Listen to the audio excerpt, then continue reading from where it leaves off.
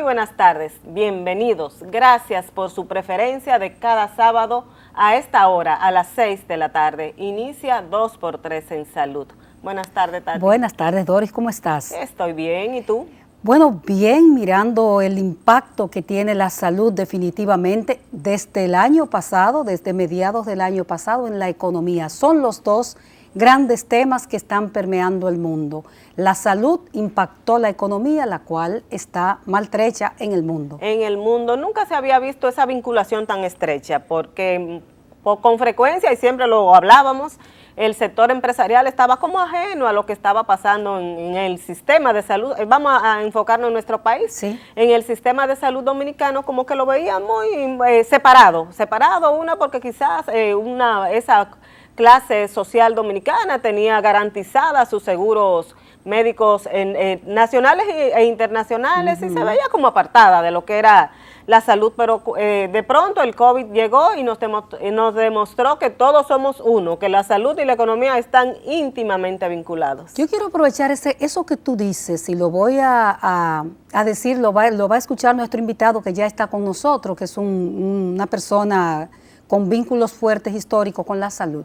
A mí me impactó, Doris, por ejemplo, del sector económico, una cosa que hicieron los empresarios dominicanos, o muchos empresarios dominicanos, para no meterlos a todos.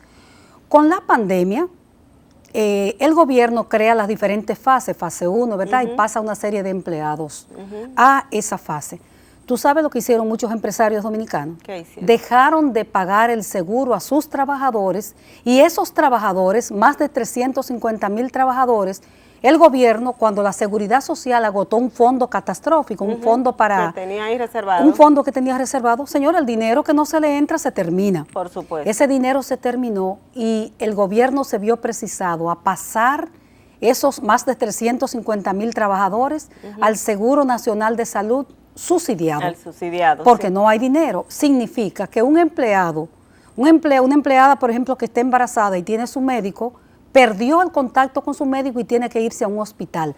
No porque los hospitales sean malos, pero esa mujer que está al punto de desembarazarse, tiene ahora que irse a un médico que no conoce. Desconocido, Dori, un eso riesgo. lo hicieron muchos empresarios dominicanos. Dejaron de pagar el seguro de sus trabajadores. Dejaron de pagarlo pese a todos los subsidios, como dices tú, esas fases que le daba el gobierno para que mantuvieran sus empleados fijos en sus nóminas, aunque estuvieran quizá trabajando desde casa o estuvieran suspendidos, pero para que no perdieran ese beneficio. Amiga, el capital no tiene alma. Aquí se Lamentablemente, pensó que mucha gente se iba a poner más buena por la pandemia y por las tantas muertes, y no es verdad, los intereses son intereses. Tú repetías muchas veces que en momentos de crisis y de crisis, vamos a decirlo así, salía lo bueno y lo malo. Y lo malo del ser humano. O sea, del ser humano, y la pandemia lo ha demostrado realmente. Realmente es así, y ojalá que el que ha sacado un lado bueno, él lo siga manteniendo, porque a veces nada más sacamos ese lado bueno cuando estamos medio asustados. Después se olvida todo eso. Así es. Dori, ¿y qué te parece si el tema de la vacuna no lo tratamos? Porque nuestro experto va a hablar justamente de eso en la tarde de hoy. Excelente. Pues vámonos a una pausa y regresamos de inmediato con nuestro invitado de la tarde. 2x3 en salud.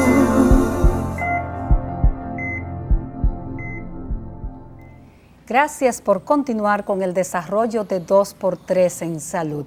Y como habíamos anunciado, nuestro invitado de la tarde es como los invitados del programa, de lujo. Tenemos con nosotros al doctor Jesús Félix Iglesias, infectólogo de larga data en la República Dominicana, y quien desde el día cero de la pandemia ha estado presente en los medios de comunicación hablando del tema. Muy buenas tardes, doctor. Buenas tardes, ¿cómo están ustedes? Bien, ¿y usted? Muy bien, me siento contenta de tenerlo aquí. Me siento muy contento por estar con ustedes dos. Muchas gracias, doctor. Y vamos a repasar todo lo que ha sido todo este año, doctor, un año ya prácticamente. El día 1 de marzo se cumple el primer año de ese primer diagnóstico, de ese caso importado que tuvimos, el famoso italiano que todo el mundo... Así es. Pascualini. Pascualini, sí. Exactamente. De ese 1 de marzo, doctor, hasta hoy, ¿cómo usted ha evaluado, cómo ha ido el país, cómo ha sido esa estrategia del país para enfrentar el COVID-19? Mira, realmente este tipo de coronavirus era nuevo. Sí. Yo mismo inicialmente decía, eso no va a llegar aquí. ¿Por qué? porque el primer coronavirus, que fue el SARS, no salió de China. Y la segunda epidemia de coronavirus, que fue el MERS, del Medio Oriente, transmitido por el camello, tampoco salió del Medio Oriente. O sea, se tenían esas dos experiencias anteriores. Dos experiencias, pero la primera tenía una letalidad de un 10%. Y la segunda, una letalidad de más de un 30%. Entonces, mientras más letalidad, menos contagio, porque el que se muere no contagia. Sin embargo, este coronavirus tenía poca letalidad. Y al tener poca letalidad, pues contagió a muchas personas. Pero aún así, como salió en Wuhan, yo decía, bueno, eso no va a venir aquí. Pero ¿qué va? Fue una pandemia que se estaba esperando desde hace mucho tiempo y realmente afectó a todos los países del globo terráqueo. Bueno, doctor, cuando se le preguntó al entonces ministro de Salud, que era Sánchez Cárdenas, sobre la posibilidad de que esa enfermedad viniera, dijo que no, eso está ubicado en China, muy correcto, localizado. pero no estaba alejado de la realidad en ese momento. En ese momento, exacto. Esta experiencia es muy activa. Todos los días se va aprendiendo algo más. Y lo que ayer era tal vez algo veraz, hoy se desmiente. Fíjate con la ivermectina, tanto que se ha hablado que era la droga lo mejor que había, y se demostró en estudios controlados que no hacía el efecto que muchos médicos decían que hacía. La hidroxicloroquina al principio también. Exactamente, es decir, no hay un tratamiento específico para el coronavirus. Entonces, evidentemente que como muchas otras enfermedades, de la única manera que tú la previenes es a través de la vacuna. Y ahí entonces la industria farmacéutica ha comenzado a producir vacunas de diferentes modalidades y hoy por hoy hay más de 220 vacunas en el mundo en ensayos clínicos. Muchas de ellas no pasarán los ensayos clínicos, pero otras sí, ya hay aproximadamente 9 vacunas disponibles. ¿En fase 3? En fase 3 y ya aprobada. Entonces viene con las vacunas, bueno, pero vamos a seguir con la evaluación, después nos vamos a la vacuna, sí. Después decíamos, bueno, esto es en el invierno, porque está la influenza estacional que generalmente afecta a los seres humanos, el virus de la influenza, en otoño e invierno, y comienza a descender en primavera.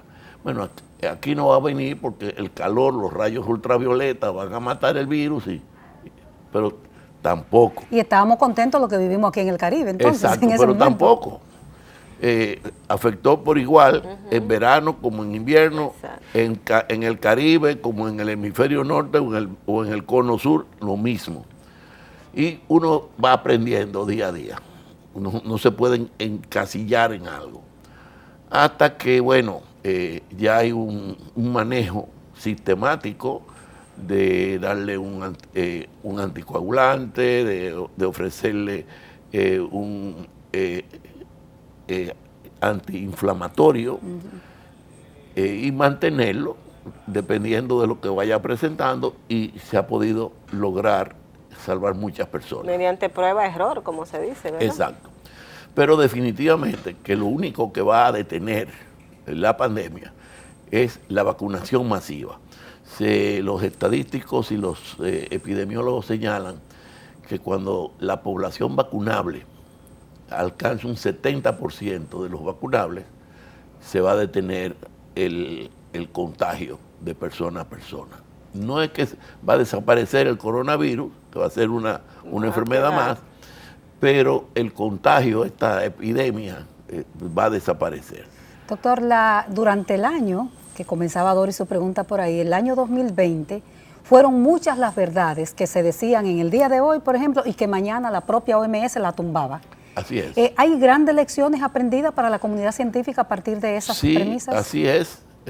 Muchas lecciones aprendidas porque no existía la verdad absoluta. Todos los días estamos aprendiendo de esto. Inclusive el mecanismo de acción, por qué en los niños desaparece tan rápido el coronavirus y no en el adulto.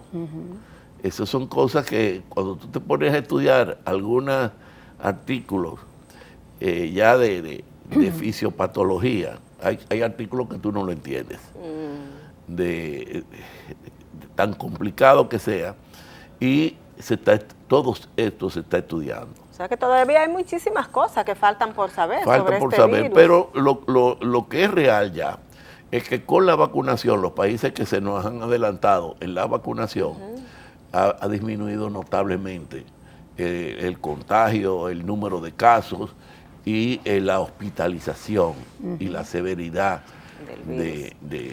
Doctor, antes de llegar a la del vacunación, el manejo que se le dio en República Dominicana desde el principio hasta ahora, ¿cómo usted lo califica? Mira, el manejo es adecuado por una sencilla razón.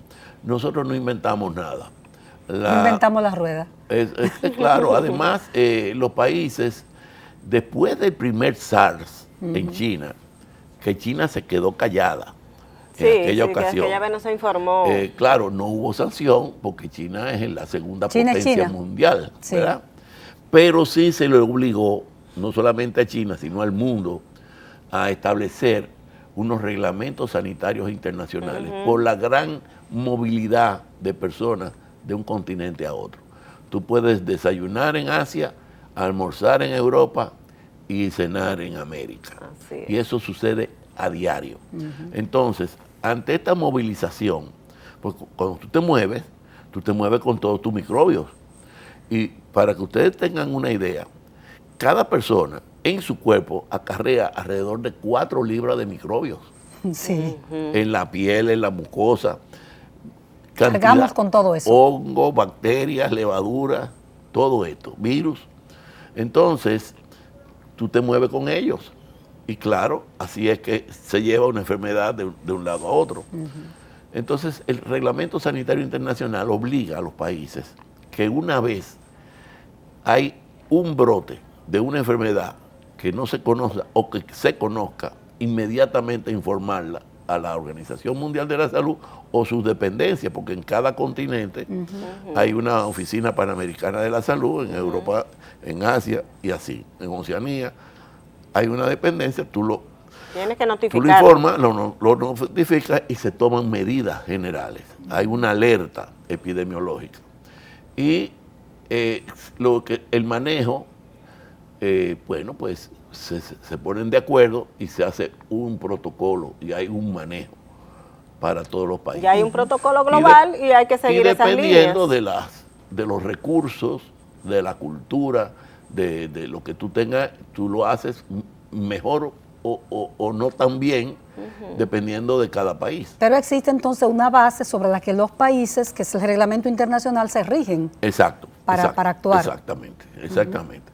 Y así es que se ha manejado. Perfecto. Realmente. Y lo que se debe notificar, doctor, cada país de eso es ese primer caso, esos casos novedosos de enfermedades o de virus que puedan convertirse en una epidemia o en una pandemia, ¿verdad? Correcto. Inclusive hay brotes en algún país determinado y inmediatamente la Organización Mundial de la Salud manda a sus técnicos a ese país a investigar qué es lo que está sucediendo. La República Dominicana, doctor, y usted lo conoce por su práctica pública, tiene un problema histórico de notificación. Recordemos, si no, el dengue, que se notificaban, por ejemplo, 40 casos de dengue y después cuando cerraba el año pues había 90, había 100.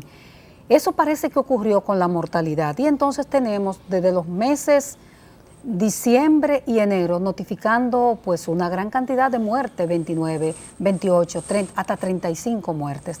¿Cómo se confina ese tema de la notificación? ¿Qué es lo que ocurre históricamente con eso? Mira, lo que sucede es, eso tiene varias vertientes, pero la vertiente más fuerte es que los médicos no notificamos. No los médicos y la clínica y los hospitales. No existe esa cultura de notificación. De notificación. Hay enfermedades que son de notificación obligatoria. Pero los sistemas cada día se van fortaleciendo. Pero si tú no notificas, yo recuerdo al principio del dengue que habían varias clínicas privadas que notificaban muchos dengue en la prensa. Que nunca llegaba al sistema. Pero no llegaba al sistema. Entonces, decía, pero ¿cómo va a ser si yo he notificado 9 Yo he dicho que hay 9 casos Pero aquí. se lo decían a los periodistas, era. A los periodistas, pero no se lo decían al sistema. El sistema no lo podía meter. No lo ¿Y podía será, captar. doctor, por el tiempo que implica quizás sentarse a escribir el No, caso? lo que pasa es que el sistema todavía es débil, porque el asunto es que si eso sale, el ministerio debería de enviar a Sus un inspector técnicos. a decir por qué eso no se envió inmediatamente Exactamente. y ponerle una multa al Sancionar. establecimiento, público o privado, da Sí, igual. porque es el sistema de salud. Es el sistema. Yo mismo quise probar qué pasaba si yo no reportaba las meningitis en el hospital. El que hizo el impreso de reporte fui yo. Yo lo hice. No me lo mandó la secretaría en ese momento. Se me había acabado el papel. O sea, el impreso. El impreso. Y la imprenta se dilataba en enviármelo. Y yo, para no escribir en otra cosa, digo, déjame ver qué pasa. Y tuve una semana sin reporte. No pasó nada. No pasó nada. Entonces, habían de los dos lados. Tú no reportas, pero tampoco te dicen, hey, ¿qué pasó? Porque si tú me Exactamente, estás reportando tampoco diario, porque tú no me has Tampoco reportado hay una semana? vigilancia Porque la que diga vigilancia qué no está pasó. pendiente. Eso, pero poco a poco se va fortaleciendo el sistema.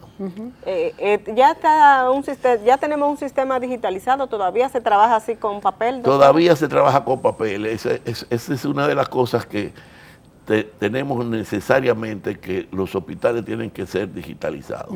Porque aparte se pierde demasiado Por el tiempo, yo supongo. Es un almacén de papeles. Cada vez que llega una persona y van a buscar el expediente no aparece porque es un almacén de papeles. Mientras que si se pone el número de la cédula, pues con el número de la cédula aparece ya. Esa es una tarea pendiente, doctor. Recuérdese que usted estuvo en la CERS en el año 2000. Sí, el 2000, sí, En el 2000. de 2000 al 2004. Y desde que se estaba trabajando la reforma del sector salud, se hablaba de la digitalización de hospitales sin De papel. hospitales Pero sin déjame papeles. decirte algo. Hubo 5 hospitales que se cablearon y se le enviaron las Que computadoras. fueron los pilotos. Y no aparecen ni los cables ni la computadora, Ay, O Dios sea, que no mío. solo la computadora ni los cables. ni los Sí, cables que- tampoco. lo cual habla mucho del problema de la continuidad. No, y de la continuidad y de la supervisión. Y de la supervisión. Sí, De la del supervisión. cuidado de lo público. Esa es una Exacto. tarea pendiente que tiene la República Dominicana en Es su una sistema tarea de salud. pendiente. Mira, yo te puedo poner este ejemplo. En una ocasión llegó un recién nacido con sífilis congénita a nuestro departamento de Robert Rick Cabral. Y le preguntamos a la madre que si ella no había ido a chequeo. Dijo que sí, que había ido a 4 chequeos en la maternidad. Pero 4 chequeos. Y nació un niño con sífilis congénita. Llamamos al director del hospital y le dijimos que tratara de buscar el nombre de la... Y con mucha eficiencia lograron conseguir 4 expedientes de la señora. Ella fue una vez, Separado. el médico le indicó un BDRL, ¿Volvió? volvió a la segunda cita, fue otro médico, no apareció el primer expediente, le manda a hacer otro BDRL, pero no se ocupó de que en el laboratorio podría estar un BDRL, y fue 4 veces con lo mismo. Sí. Ay, sí, lo que Y le decía hicieron tú 4 ahorita. BDRL, los 4 eran positivos, y nadie... Oh, Dios. Entonces tuvimos que tratar al niño y a ella y a la pareja en el hospital Bueno, doctor, que de esto. Si hubiera tenido un récord electrónico, sale en la pantalla lo que le han Exactamente. hecho Claro. y no, tú no Exactamente. duplicas los escasos recursos que hay en un hospital. doctor, vamos a pedirle un permisito. Y esa duplicidad que todavía se da, como Sí, dice usted, claro que que se sí. está dando en nuestro sistema de salud y que lleva, como decía Altagracia al principio, a que mueran incluso madres, Sí, sí, porque claro. si no se chequearon en un sitio y van a otro, eso no se sabe. Pero vamos a hablar de ese tema y de vacuna de COVID, doctor, cuando regresemos. Así que no se mueva. 2 por 3 en salud.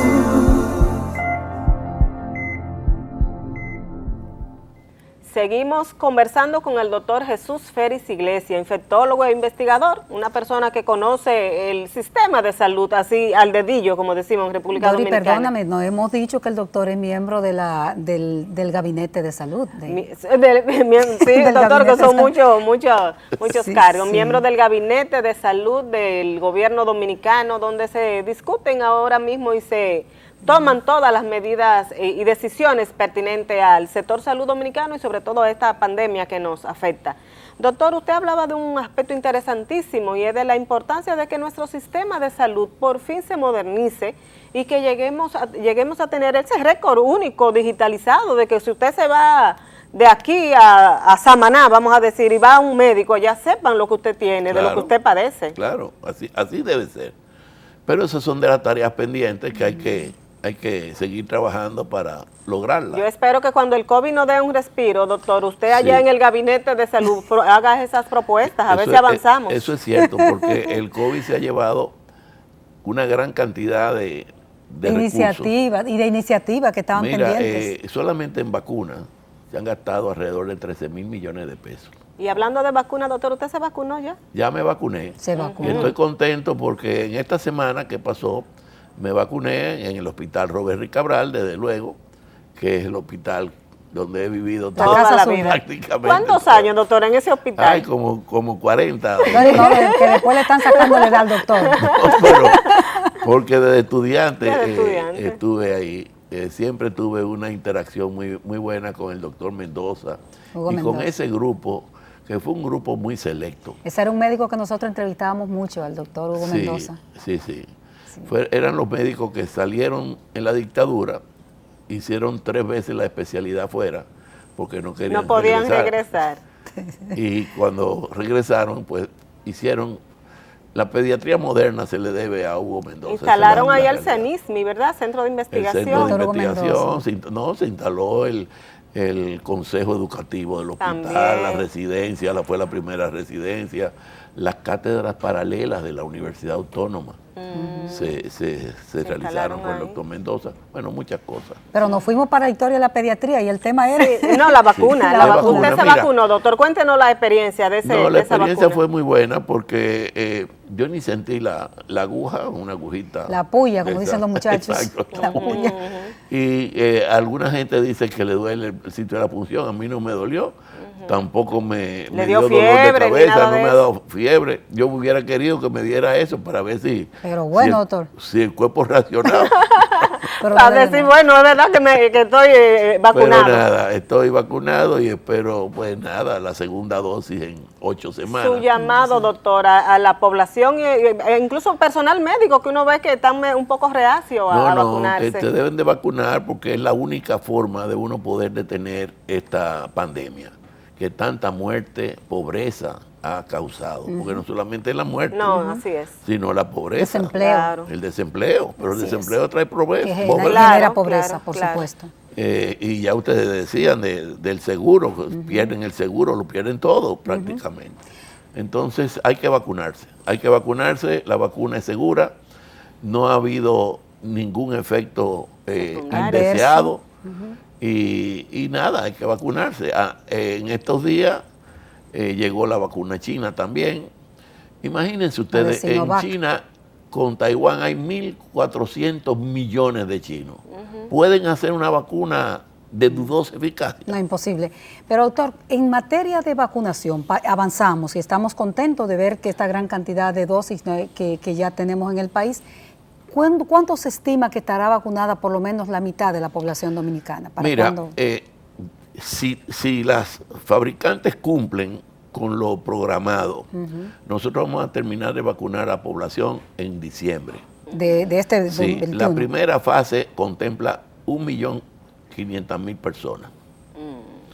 Hay una segunda fase, creo que de 1.300.000, Sí. y entonces hay otra fase de 5.1 millones. La tercera fase es la La que- más amplia, porque la es la población amplia, más sana y más joven. La vamos a población decir más así. joven, la población más sana. Pero va bien. En este momento estamos vacunando, inmunizando al personal de salud de primera línea y De- a todo el personal de salud Y de a los todo el hospitales. personal de salud. O sea que ya vamos en la fase 1B. 1B.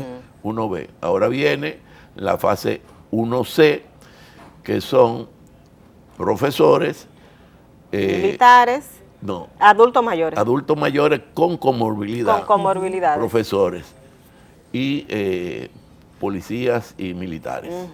Y después vienen los de menos de 60 años, pero sin comorbilidades. La parte de los profesores, a propósito, doctor, es muy importante. Y le quiero preguntar, como pediatra, hay un movimiento fuerte, muchos intereses alrededor de la escuela, porque todo es interés, como decía el compañero Carlos Mar, Claro.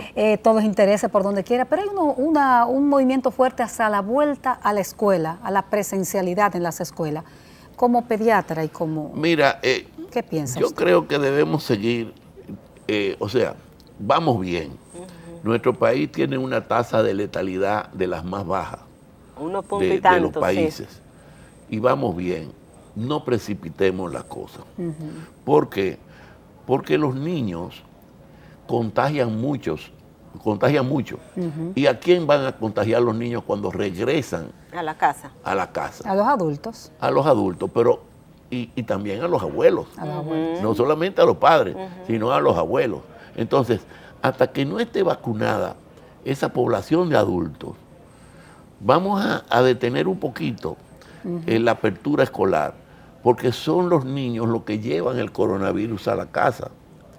Entonces, la estrategia es, vamos a vacunar a los adultos, ya los niños que vengan, pero ya yo estoy vacunado. Exacto. O sea, no precipitarnos para evitar brotes y Exactamente. situaciones que difíciles. ya esa experiencia ha sucedido en otros países.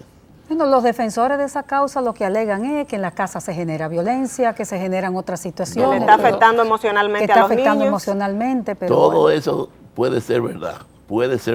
También salir de los muchachos para uno. Para De para paso. respirar un poquito. Todo eso es verdad. Pero lo que te estoy diciendo también es verdad, que son los niños los que van a llevar el coronavirus a la casa y si usted no está vacunado, entonces te está poniendo en doble riesgo. Así es. Esperemos un poco. Así Que si es. se enferma el adulto, que cuide a ese niño, entonces también va a haber otro problema, doctor, Correcto, ¿verdad? correcto. Y como dice usted, los abuelos, porque es una cadena. Exacto. Doctor, el tema de las vacunas hechas en tiempo récord, en un año, prácticamente tenemos vacunas. Su experiencia, usted ha estado vinculado al mundo de las vacunas desde Sí. hace mucho Y de tiempo. la investigación. Y de la Pero investigación. déjame decirte, no es la primera vez que las vacunas se han realizado en rápido. tiempo récord. Recuerden ustedes hace unos años que hubo un pánico con el ébola, Ah, el El ébola, ébola, sí, sí, sí. ¿verdad? Sí, sí. Sin embargo, se hizo también en tiempo récord una vacuna contra el ébola y se vacunaron a todos los países de África que tenían ébola. Que era donde estaba el brote. donde estaba el Localizado, brote. Y fíjate que no se habló más de No, ébola. hace poco se habló de unos casitos, pero no. Pero ya no se habló. ¿Por qué? Porque vacunaron a todas esas Que personas. recuerdo yo, perdón, doctor, que en ese momento incluso aquí se llegaron a habilitar áreas Claro. en hospitales de Claro. aislamiento, porque se temía que pasara lo que está pasando con este coronavirus. Es correcto. Cierto. Sin embargo, se hizo la vacuna contra el ébola y se hizo también la vacuna contra el Zika. También hubo una vacuna rápida para el Zika. O sea que la ciencia de estos últimos años pues tiene Y experiencia. esas dos vacunas en tiempo récord es la que motivó a que se hiciera esta vacuna en tiempo récord. Y debo decirte que esas vacunas que fueron muy eficaces, la del ébola y la del Zika, fueron por el método de partículas virales, como la que es AstraZeneca y como es el Coronavac de China. No fue el RNA mensajero, que es Pfizer y Moderna, que es nueva. Esa es una nueva Tecnología. modalidad La modalidad. actual.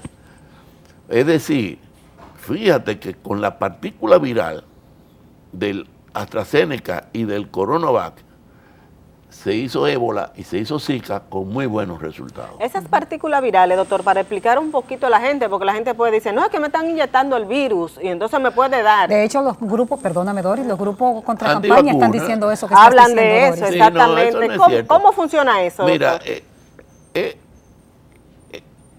el virus tiene una proteína en pico, y le dicen proteína P por eso. Entonces, ese pico está formado, esa proteína, por una cadena de aminoácidos. Y esa cadena de aminoácidos, los investigadores la cuantifican, ven la secuencia de los aminoácidos, cómo están colocados, y la sintetizan. O sea, no es el virus, es hacer la misma secuenciación de los aminoácidos en la vacuna para que resulte, para que los anticuerpos del cuerpo de una persona actúen frente a esa cadena de aminoácidos, igual que la partícula viral. Y eso es lo que produce la elevación de los anticuerpos de manera defensiva. Claro, van a decir muchísimas cosas que te están inyectando para esterilizar la población que le están mundial, poniendo un cianuro. Muchísimos disparates. Son las teorías de la conspiración, ¿verdad? Propia de muchas veces de ignorancia, la mayoría de veces de ignorancia, de que no, ¿por qué no tenemos polio? Porque vacunamos a todos los niños con polio. ¿Por qué no tenemos sarampión? Porque vacunamos a todos los niños con sarampión. ¿Por qué las mujeres pueden dar a luz sin tener que preocuparse por una rubeola congénita que produce cataratas, sorderas. Lesión en el corazón de los niños? Porque se vacuna contra la rubeola. ¿Por qué no hay tétanos neonatal? Porque toda mujer embarazada le ponen la vacuna contra el tétano. Entonces, si eso es así, ahora se comenzó a vacunar a las niñas de 9 a 12 años contra el virus del papiloma humano, que es el que produce el cáncer del cuello uterino, para que no haya cáncer del cuello uterino. Entonces hay que apegarse a la ciencia, señores. Una historia hay que apegarse amplia a la ciencia. Claro. Es la ciencia la que ha ido salvando a la humanidad, definitivamente. Claro. Porque una enfermedad que mataba a tanta gente, que era la viruela. Bueno, la Organización Mundial de la Salud determinó que había que vacunar a todo el mundo. Todo el mundo se vacunó. Tú no podías viajar sin un carné amarillo de que tú estabas vacunado y una cicatriz permanente en el hombro izquierdo.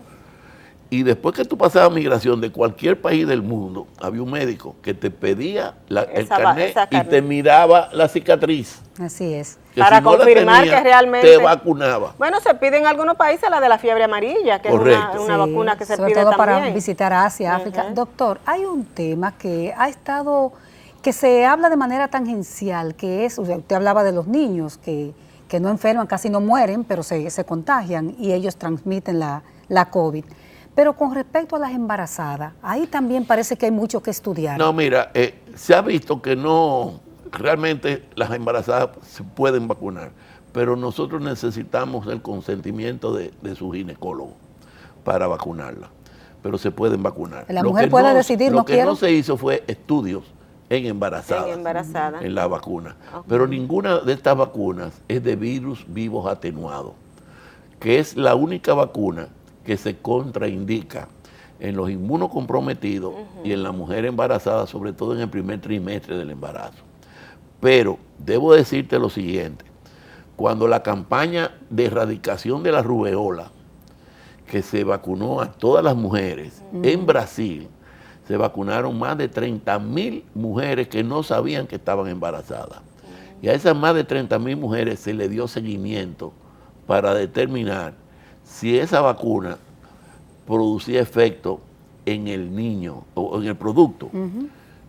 Y no hubo diferencia significativa de los niños nacidos vacunados de los no vacunados. Doctor, vamos a pedir su anuencia, nos vamos a una pausa comercial y regresamos también con este elemento de las embarazadas.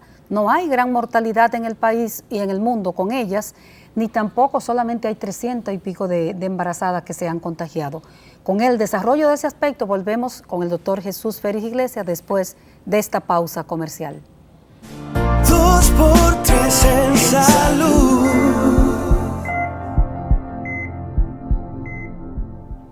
Continuamos conversando con el infectólogo Jesús Félix Iglesias, una persona que tiene toda la vida en este sector salud y que conoce de todos los temas.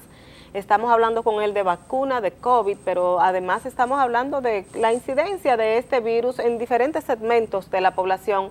Y ahora estamos hablando de las embarazadas. Doctor, nuestro sistema de salud registra 300 y algo de casos notificados como que ya han tenido el virus del COVID-19. ¿Esta población está menos expuesta? ¿Por qué se explica que haya tan pocos casos? Mira, vamos posiblemente la mujer embarazada se cuida más. Y se cuida no por ella, sino por el producto protegiendo que tiene. su bebé. Protegiendo su bebé. Entonces, esa muchacha embarazada no va a un bar a tomar trago, no fuma, porque le han dicho que no es bueno para el producto, y posiblemente se queda más recluida en la casa.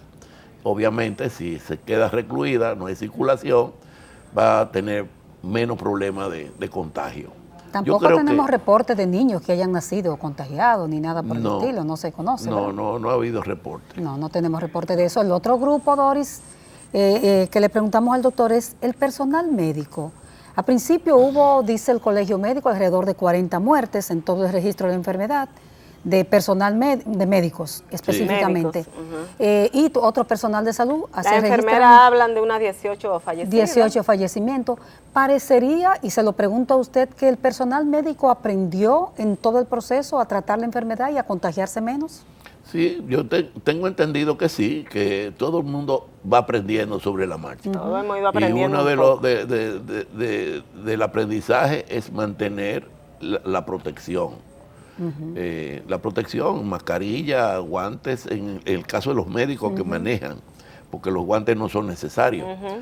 Pero sí la bata, los guantes y anteojos en algunos casos en el hospital, porque tampoco tiene que ser una carga viral demasiado grande para que penetre por los ojos. Puede entrar, pero es raro, muy raro.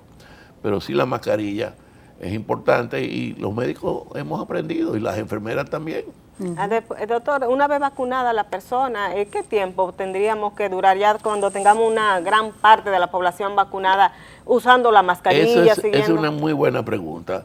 Debemos seguir usando la mascarilla.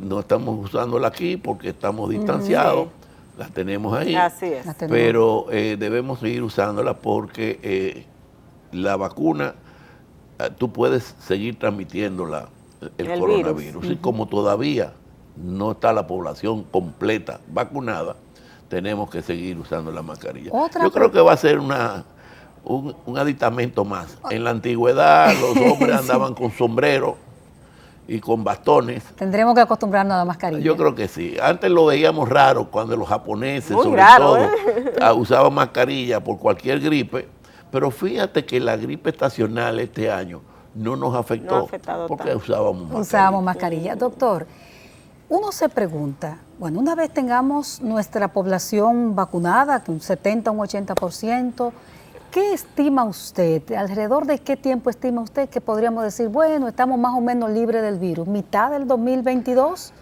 Libre del virus no vamos a estar. Bueno, nunca. Pero controlado esta enfermedad. Pero controlado el 70%. Y fíjate que ya comienza a disminuir naturalmente la epidemia. Pero estaríamos hablando del 22 para que comencemos a recuperarnos. Sí, definitivamente. O sea que el 21 sigue siendo todavía un año medio perdido. No podemos bajar la guardia. Hay que seguir. El anuncio a los que nos están escuchando es que no podemos bajar la guardia. Debemos mantener el distanciamiento, la mascarilla y lavado de manos frecuente. Que además eso es higiénico. Eso es higiénico para todo. Exacto. Tal vez sea una de las grandes enseñanzas, y lo hemos comentado nosotros en otro programa, el lavado de las manos. Recuérdese que la OMS dedicó jornadas al lavado de las manos entre el personal médico. Así es. Entonces tal vez sea una de las grandes enseñanzas de esta pandemia. Tanto es así que ante la dificultad del lavado de manos se inventó el alcohol gel. El alcohol gel. Para que por lo menos se pusieran alcohol gel. Así es. 2 o 3 veces antes de lavarse las manos. Así es, eso es una gran enseñanza. Y de esta epidemia, como dice Tati, de esta pandemia quedarán muchas enseñanzas. Esa es la dialéctica, que una cosa mala trae una buena. Trae una buena. Vemos que las empresas retomaron sus dispensadores de gel, ¿verdad? Para que la los trabajadores puedan asearse las manos, y creo que todas esas cosas van a ser beneficiosas para el país. Doctor, se está hablando mucho ahora mismo la gente, hablando de marcas, de vacunas. Nunca se había escuchado, usted decía, tenemos vacunas desde hace muchos años. Hay gente que te dice, yo quiero vacunarme con Pfizer. Yo no quiero si no es la... Esta es la guerra comercial, entre las fabricantes de vacunas, que hicieron muy mal. Siempre se lo he dicho, sobre todo cuando la neumococo del 10 valente y 13 valente, hay una guerra. Digo, no hagan guerra, que como quiera ustedes van a vender vacunas y van a ganar dinero. Sí. Pero el capitalismo es voraz, ¿verdad? Así es. Entonces, comienzan a hacer una guerra de vacunas. La vacuna contra influenza, la eficacia es de 40 a 60%, pero nadie la ha cuestionado. 40 a 60%. Exacto. Sin embargo, disminuye en 7.5 millones de casos al año la vacuna de influenza. Totalmente exitoso. Disminuye el 40% de las hospitalizaciones y disminuye el 82% de entrar a cuidados intensivos. Con una vacuna de 40 a 60% de eficacia. Como no había experiencia con la del corona, se dijo, bueno, para nosotros, las autoridades regulatorias, aprobar una vacuna tiene que pasar el 60%, fijándose en la vacuna de influenza. De la influenza. Todas tienen más del 70% y empiezan a decir que esta es mejor que la otra. Todas son buenas, todas. Inclusive AstraZeneca, con la segunda dosis, el 100% de los anticuerpos neutralizantes se detectan con una segunda dosis. Y se ha visto que con la segunda dosis en AstraZeneca, el 100% es efectiva para la enfermedad grave.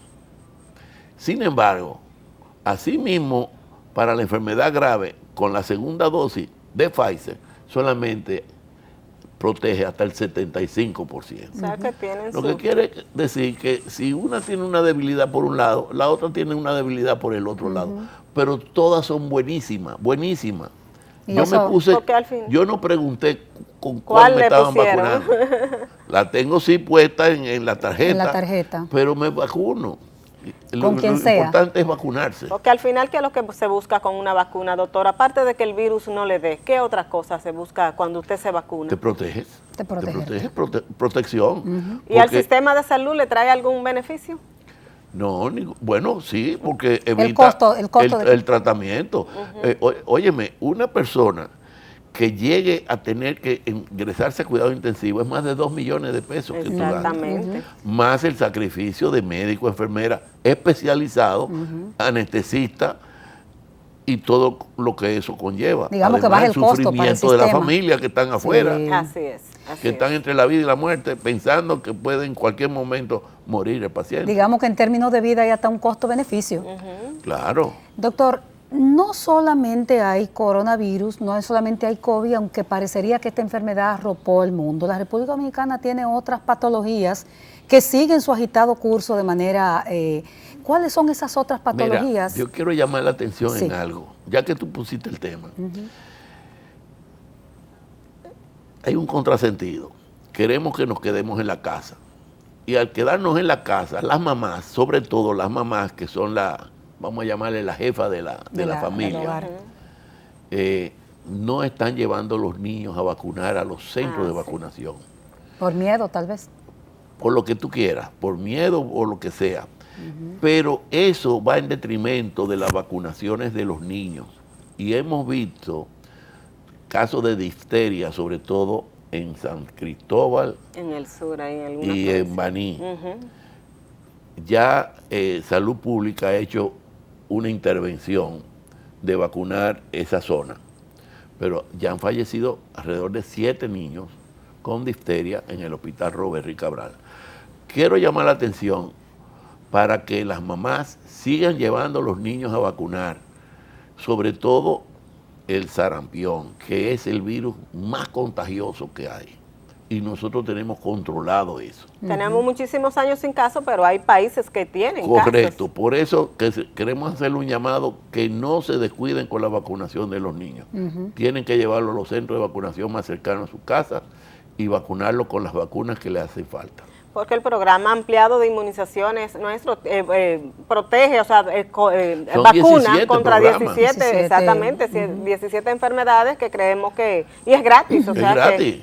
Y en materia del señor dengue, doctor, ¿ese tiene alguna amenaza para este año? ¿Hay alguna alerta con él? Porque Mira, todo lo demás como que se ha olvidado. sí, sin embargo, fueron tantos los casos de dengue sí, ciento que y cuando hay muchos casos, hay un descanso de 2 o 3 años. Hay un año o que no 4 son años. epidémicos. Sí, porque cuando tú tienes mucha gente que le ha dado dengue, ya están inmunizados. Entonces, el país tiene, ¿cuánto? 180,000 nacimientos al año, ponle 200,000 para 200,000 redondear. alrededor, sí. En 4 años son 800,000 niños, ya de 4 años para abajo, más lo que se quedan los adultos sin haber tenido el dengue, entonces puede haber un brote o una epidemia. Por eso que esas medidas no Por deben eso, bajarse esas nunca, medidas, ¿verdad? No deben Y bajarse. doctor, y a propósito de no ir al médico, el Servicio Nacional de Salud ha estado advirtiendo y preocupado, los expertos que tienen ahí, porque por ejemplo las mujeres, las parturientas, las mujeres embarazadas, mejor dicho, dejaron de ir al médico también en ese tiempo, y la mortalidad materna, que era un indicador que más o menos tenía un cierto control, se elevó un 35%. Mira, eso es verdad, porque la gente le tiene miedo de ir a los hospitales. Pero la mortalidad materna también hay que hacer un reconteo, porque la mortalidad materna es más alta de lo que se dice. De lo que se ha reportado. Porque la mortalidad materna nuestra, nada más contamos hasta los que fallecen en los hospitales. Pero son 40 días después de que salen los hospitales, que no se cuentan, no se contabilizan. O sea que hay que revisar ese indicador. Ese indicador va a ser mayor de lo que se dice. Bueno, el otro día decía el director de epidemiología, cuando le hicimos la pregunta sobre la elevada cifra de mortalidad, que ellos enviaban los técnicos de epidemiología y si había 25 llegaron a encontrar casi 40 muertes. Claro, porque nunca se había hecho, que es hasta el día 40. Así, porque Entonces la mujer sale del hospital y esa muerte que sale Es fuera materna. del hospital es materna. Porque se habla de embarazo, parto y puerperio, le digo, ¿verdad? Entonces Que en el puerperio no se ha contabilizado. Eso se va a tener que contabilizar y va a ser más elevada. Pero no es porque el sistema está más débil, sino porque hay que replantearlo. Y que eso mismo ha pasado, como decía Tati, no solamente con la mortalidad materna, cardiópatas, personas que tenían que tienen otras complicaciones, complejidades de salud también dejaron de ir al Pero ese médico. es el déficit de información. Así es. Si tú no lo informas, pues el sistema no lo va a captar. Y el otro indicador que le compete a usted como pediatra, doctor, es la mortalidad infantil, cuyo mayor impacto está en la neonatal. Ese sigue siendo un tema delicado. Un tema muy delicado y hay que enfrentarlo con energía. ¿Por qué? Porque el 80% de los partos son por cesárea. Eso es una barbaridad, abrirle la barriga a una mujer para hacer una cesárea. La exposición a la muerte es mayor, por supuesto. Hoy no, y los prematuros que salen, que dicen que está a término y no está a término nada. Eso hay que enfrentarlo, pero con seriedad, con la sociedad de ginecotricia y con un comité en cada clínica, en cada hospital, de por qué se le hizo una cesárea. La comodidad de la sociedad, hasta para que una mujer vaya a labor de parto, hasta en la medicina se ve enormemente. Mira, en algunos países lo que hay es enfermeras muy bien preparadas, entrenadas. obstetras. Y cuando tú entras en labor de parto, tú vas a ese hospital y la enfermera bien entrenada es la que te da seguimiento a ese parto hasta que tú corones. Porque el parto se ha medicalizado mucho en estas sociedades. Pero la diferencia entre yo ir a un fin de semana pasarme el fin de semana en una clínica Sí, o no. sí, eso ha ido Doctor, ocurriendo mucho. vamos a hablar un poquito de investigaciones en el país en materia de salud. Yo sé que en ese departamento que usted dirigió por muchísimos años en el Hospital Infantil Robert Rick Cabral. Para mí es una pena lo que hicieron con el Departamento de Enfermedades Infecciosas del hospital. Se inventaron una sala de COVID en el Robert Rick lo Cabral. sustituyeron por COVID, investigación. Por COVID. El COVID en niños es muy poco frecuente. internar por niño. Pero yo no sé qué fue lo que le dio, que le entraron a mandarriazos. A esa área que era de aislamiento. Al área de investigación. infectología, mandarriazos. Y han hecho un adefesio de área de COVID, que nada, eso es un disparate. Y Entonces, no hay departamento de enfermedades ¿y infecciosas. ese equipo de De infectólogos que estaba expertos ahí? y investigadores. Están disueltos. Esparcidos por Pero el eso hay que hospital? recuperarlo. Donde en el hospital no cabe. ¿A Ya dónde no. cabe? Hay que hacer algo nuevo. Hay que Oh, hacer algo Dios. porque no se Es Bueno, puede. una yo tengo que pena. decir en beneficio de ese departamento que nosotras como periodistas de larga data nos beneficiamos mucho porque cada vez que había un brote importante en el Hay que país, hacer el termómetro. Esa era la alerta que nos Ese es el daban ahí. termómetro, porque Así es. ahí es que confluyen todas las enfermedades de los niños. pero es temporal, doctor, tal vez fue Temporal temporal. nada. Nada. Eso hay que retomarlo cerraron, con sí. seriedad.